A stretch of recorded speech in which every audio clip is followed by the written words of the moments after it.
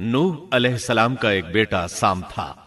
عرب اور بنی اسرائیل اسی کی طرف منسوب ہیں۔ اسی سام کے پوتوں سے ہود علیہ السلام پیدا ہوئے۔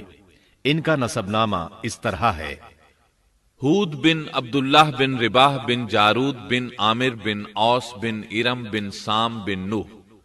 ہود علیہ السلام کی قوم کو قوم عاد اور قوم ارم بھی کہا جاتا ہے، کیونکہ عاد اور ارم ہود علیہ السلام کے اجداد تھے۔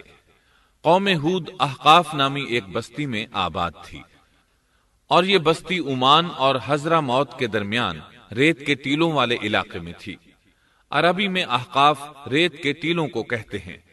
یہ علاقہ سمندر کے کنارے واقع تھا اور شہر کے نام سے پکارا جاتا تھا۔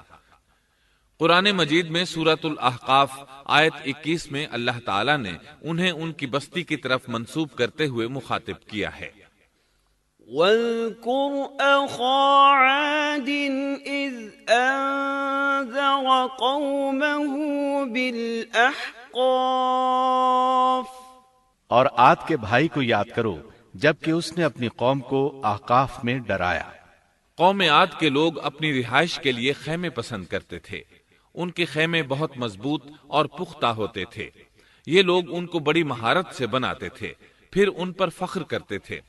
اللہ تعالیٰ سورۃ الفجر آیات 6 تا 8 میں فرماتے ہیں: أَلَمْ تَرَ كَيْفَ فَعَلَ رَبُّكَ بِعَادٍ إِرَمَ ذَاتِ الْعِمَادِ الَّتِي لَمْ يُخْلَقْ مِثْلُهَا فِي الْبِلَادِ۔ کیا آپ نے نہیں دیکھا کہ آپ کے رب نے عاد کے ساتھ کیا کیا، جو نسل ارم سے تھے، ستونوں والے تھے، جن کے مانند کوئی قوم دنیا کے ممالک میں پیدا نہیں کی گئی۔ اللہ تعالیٰ نے ان کی کاریگری اور فن کی ایک مثال دی ہے کہ وہ ایسے خیموں میں آباد تھے جن کے ستون بہت مضبوط تھے، طاقتور تھے۔ ان لوگوں نے شہروں اور بستیوں کو ایسی کاریگری سے بنایا کہ ان کے متعلق عجیب و غریب روایات مشہور ہو گئیں۔ یہ نرم زمین میں خیمے بناتے تھے، اس کے ساتھ پہاڑوں میں محل بھی بناتے تھے۔ حالانکہ رہائش کے لیے زمین پر خیمے موجود تھے، گویا بیکار دولت اور وقت برباد کرتے، پھر اس پر فخر کرتے۔ شہروں میں جو راستے اور سڑکیں تھیں وہ بہت چوڑی تھیں۔ ان جیسے طویل اور قوی لوگ بعد میں پیدا نہیں ہوئے۔ کاریگری اور فنکاری میں یہ لوگ اس مقام تک پہنچے کہ پھر کوئی نہ پہنچ سکا۔ یہ لوگ عرب تھے اور عربی میں بات چیت کرتے تھے۔ ہود علیہ السلام بھی عربی تھے۔ اسماعیل علیہ السلام سے پہلے کے عرب باشندے عرب عاربہ کہلاتے ہیں۔ ان کے مشہور قبائل یہ ہیں: عاد، سمود، جرہم، امیم، قحطان اور مدین وغیرہ۔ ابراہیم علیہ السلام کی اولاد میں اسماعیل علیہ السلام کے بعد آنے والے لوگ عرب مستعربہ کہلاتے ہیں۔ اسماعیل علیہ السلام عربی نہیں تھے، کنعانی تھے۔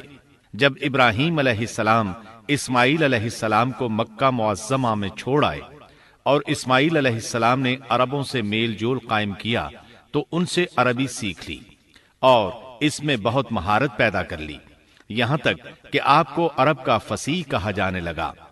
اہل عرب میں فصاحت و بلاغت آپ ہی سے آئی۔ رسول اللہ صلی اللہ علیہ وسلم بھی اسی انداز میں فصیح و بلیغ عربی میں بات کرتے تھے۔ طوفان نوح کے بعد جب دوبارہ لوگوں کو پیدا کیا گیا تو وہ ایک مرتبہ پھر ان بستیوں میں رہنے کے لیے چلے گئے جہاں نوح علیہ السلام رہا کرتے تھے۔ نوح علیہ السلام شام کے شمال اور ترکی کے جنوبی علاقوں میں رہا کرتے تھے۔ لوگ یہاں آباد ہو گئے، پھر یہاں سے کچھ لوگ فلسطین اور شام کی طرف ہجرت کر گئے اور کچھ لوگ جزیرے کی طرف ہجرت کر گئے، اور قوم عاد جزیرے کے جنوب میں آ کر آباد ہو گئی۔ اس وقت تمام لوگ توحید پر تھے۔ طوفان کے ساتھ جب زمین پامال ہو گئی تو اس پر سوائے نوح علیہ السلام کی اولاد کے اور کوئی زندہ نہ رہا۔ یہ لوگ توحید پرست تھے، لیکن وقت کے ساتھ ساتھ قوم عاد آباد ہوئی اور شیطان نے ان کے دلوں میں وسوسہ ڈالا۔ اس طرح وہ شیطان کی عبادت کرنے لگے۔ چنانچہ قوم نوح کے بعد سب سے پہلے جس قوم نے بت پرستی اختیار کی وہ قوم عاد تھی۔ اس قوم کو اللہ تعالیٰ نے بہت ڈیل ڈال دیا تھا، وہ بہت طاقتور قوم تھی۔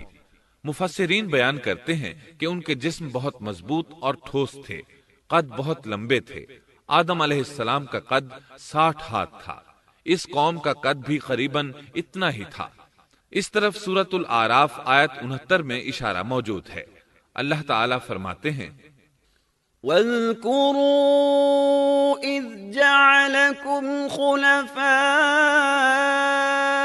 مِن بَعْدِ قَوْمِ نُوحٍ وَزَادَكُمْ فِي الْخَلْقِ بَسْطَةً فَاذْكُرُوا آلَاءَ اللَّهِ لَعَلَّكُمْ تُفْلِحُونَ۔ اور تم وہ حالت یاد کرو جب اللہ نے تمہیں قوم نوح کے بعد جانشین بنایا اور ڈیل ڈول میں تمہیں زیادہ پھیلاؤ دیا، سو تم اللہ کی نعمتوں کو زیادہ یاد کرو تاکہ تم فلاح پا جاؤ۔ ہود علیہ السلام کی زبانی اللہ تعالیٰ ان کی فنکاری کو بیان کرتے ہوئے فرماتے ہیں کہ ہود علیہ السلام نے ان سے کہا، کیا تم ایک ایک ٹیلے پر بطور کھیل نشان لگا رہے ہو؟ مطلب یہ کہ یہ لوگ پہاڑوں کی چوٹیوں پر محل تعمیر کرتے تھے۔ جب ان سے کہا جاتا کہ تم رہتے تو زمین پر ہو اور گھر پہاڑوں پر بناتے ہو، اس کی کیا وجہ ہے؟ اور تم اتنے مضبوط محل تعمیر کر رہے ہو، گویا ہمیشہ یہیں رہو گے۔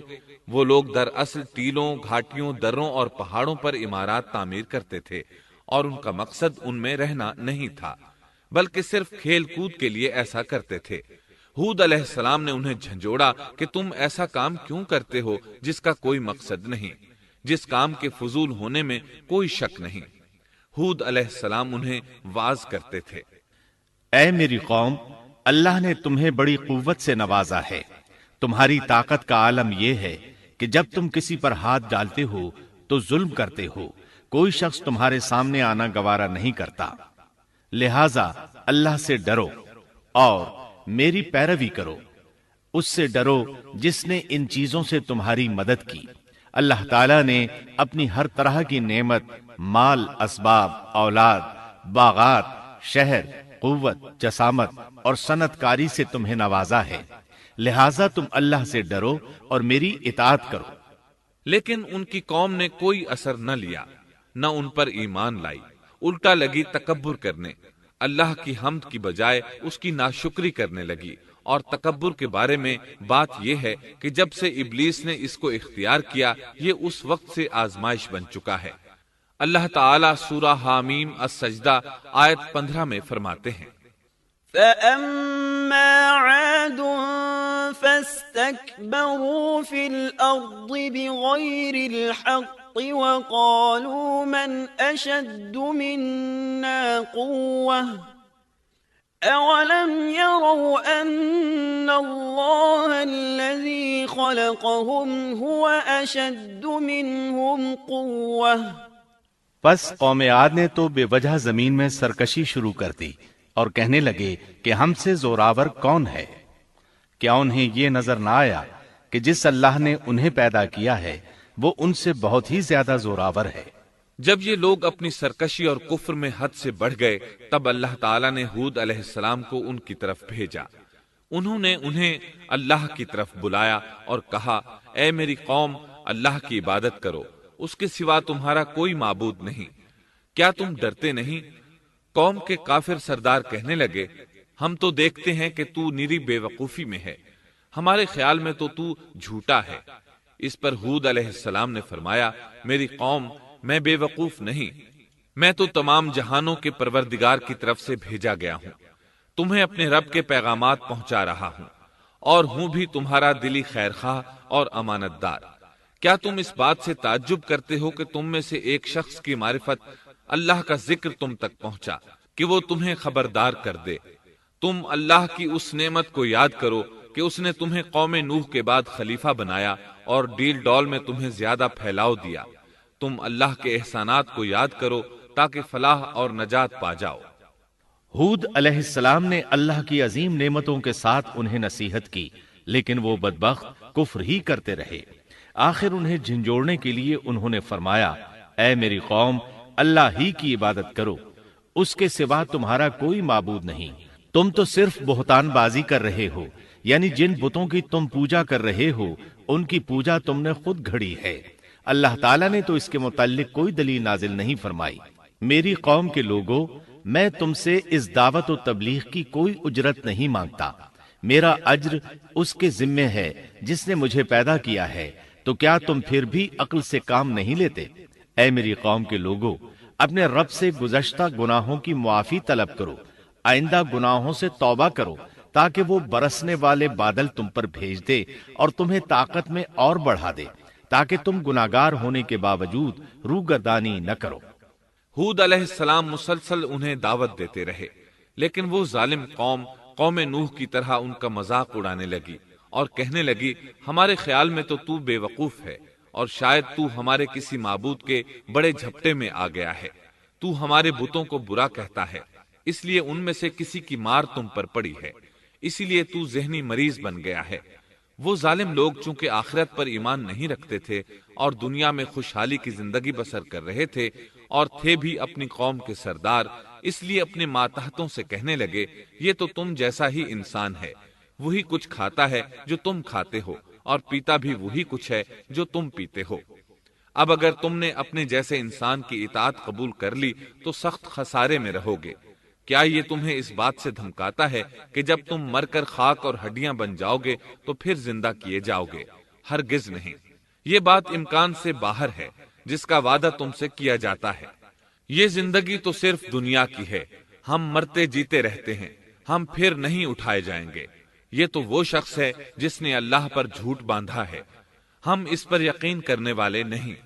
ہود علیہ السلام انہیں دعوت دیتے رہے، یہاں تک کہ ان کی قوم نے واضح طور پر کہہ دیا کہ آپ ہمیں واز سنائیں یا نہ سنائیں، ہم تو اپنی روش نہیں چھوڑیں گے، یہ تو پرانے لوگوں کا دین ہے۔ اس طرح قوم انہیں مسلسل جھٹلاتی ہی رہی۔ آخر ہود علیہ السلام نے بھی انہیں کھلم کھلا دھمکی دی اور فرمایا، لوگوں سنو، میں صرف تمہیں ہی نہیں اللہ کو بھی گواہ بنا کر اعلان کرتا ہوں کہ اللہ کے سوا جس کی عبادت ہو رہی ہے میں ان سب سے بری طرح بیزار ہوں۔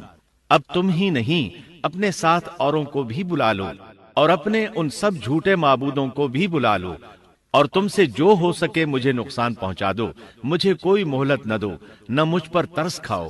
یہ فرمانے کے بعد انہوں نے اللہ سے دعا کی، رب انصرنی بما کذبون، اے پروردگار ان کے جھٹلانے پر تو میری مدد فرما۔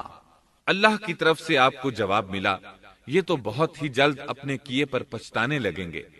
اللہ کے نبی کا انکار کرنے، اس سے بغض رکھنے اور اس کا مذاق اڑانے والوں کا انجام کیا ہوا؟ اللہ نے انہیں ایسے زناٹے کی آندھی سے تہس نہس کیا کہ جس کی تاریخ میں مثال نہیں ملتی۔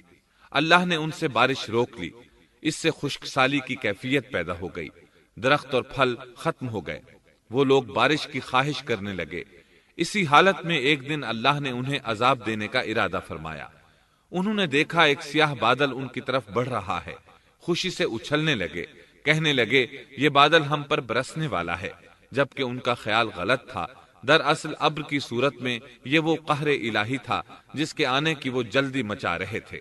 وہ عذاب ان کی بستیوں کی تمام چیزوں، پھلوں، خیموں، درختوں کو تہس نہس کرتا ہوا آیا۔ اسے اللہ کا یہی حکم تھا۔ آندھی اس قدر زبردست تھی کہ پہاڑوں پر ان کے تعمیر کردہ محلوں تک کو اڑا لے گئی۔ مجرموں کا یہی بدلہ ہے۔ اللہ تعالی سورۃ الزاریات آیت 41 اور 42 میں فرماتے ہیں، وَفِي عَادٍ إِذْ أَرْسَلْنَا عَلَيْهِمُ الرِّيحَ الْعَقِيمَ مَا تَذَرُ مِن شَيْءٍ أَتَتْ عَلَيْهِ إِلَّا جَعَلَتْهُ كَالرَّمِيمِ۔ اسی طرح عادیوں میں بھی ہماری طرف سے تنبیہ ہے، جبکہ ہم نے ان پر خیر و برکت سے خالی آندھی بھیجی، وہ جس چیز پر گرتی تھی اسے بوسیدہ ہڈی کی طرح چورا چورا کر دیتی تھی۔ اس آندھی نے ہر چیز کو فنا کر کے رکھ دیا۔ اللہ تعالیٰ ان کی تباہی ایک جگہ ان الفاظ میں بیان کرتے ہیں، قوم عاد نے بھی جھٹلایا، پس کیسا ہوا میرا عذاب اور میری ڈرانے والی باتیں۔ ہم نے ان پر تیز و تند مسلسل چلنے والی ہوا ایک لگاتار منحوس دن میں بھیج دی، جو لوگوں کو اٹھا اٹھا کر دے پٹکتی تھی۔ गोया कि वो जड़ से कटे हुए खजूर के तने हैं। बस कैसी रही मेरी सजा और मेरा डराना। यकीनन हमने कुरान को नसीहत के लिए आसान कर दिया है। बस क्या है कोई नसीहत पकड़ने वाला? एक तीसरे मकाम पर अल्लाह ने उनकी जिल्लत और रुसवाई का जिक्र यूं किया है, कौम आद बेहद तुंद और तेज हवा से गारत कर दी गई। वो हवा उन पर बराबर लगातार 7 रात और 8 दिन तक अल्लाह के हुक्म से चलती रही। आप वहां होते तो देखते कि वहां लोग यूं चारों शानों चित गिरे पड़े हैं जैसे वो खजूरों के खोखले तने हों। क्या उनमें से कोई भी आपको बाकी नजर आ रहा है? हूद अलैहिस्सलाम को अल्लाह ताला ने अपनी रहमत से नजात दी। बाकी तमाम जगहों पर तबाही थी, लेकिन जिस जगह हूद अलैहिस्सलाम और उनके साथी थे उस तरफ ये हवा फटकी भी नहीं। कहा जाता है कि एक बाढ़ थी जिसमें हूद अलैहिस्सलाम, हैवानात, चौपाए और उन पर ईमान लाने वाले थे, और आंधी ने हर चीज को फना कर डाला। अल्लाह ताला सूरह आराफ आयत 72 में फरमाते हैं, فأنجيناه والذين معه برحمة منا وقطعنا دابر الذين كذبوا بآياتنا وما كانوا مؤمنين۔ गरज हमने उन्हें और उनके साथियों को अपनी रहमत से बचा लिया और उन लोगों की जड़ काट दी जिन्होंने हमारी आयतों को झुटलाया था और वो ईमान लाने वाले न थे। इसी तरह सूरह हूद में अल्लाह फरमाते हैं, जब हमारा हुक्म आ पहुंचा तो हमने हूद को और उनके साथियों को अपनी खास रहमत से नजात दी। हमने उन सब को सख्त अजाब से साफ बचा लिया। ये थे कौम आद के लोग जिन्होंने अपने रब की आयतों का इनकार किया और उसके रसूलों की नाफरमानी की और हर एक सरकश नाफरमान के हुक्म को माना। दुनिया में भी उन पर लानत लगा दी गई और क़यामत के दिन भी। देख लो, कौम आद ने अपने रब से कुफ्र किया। हूद की कौम आद पर लानत हो। इस तरह कौम आद तबाह हो गई। उनके बाद मोमिनों ने उनके बाकी बच जाने वाले मकानात पर कब्जा कर लिया और वहां रहने लगे। फिर हूद अलैहिस्सलाम ने हजरा मौत में वफात पाई।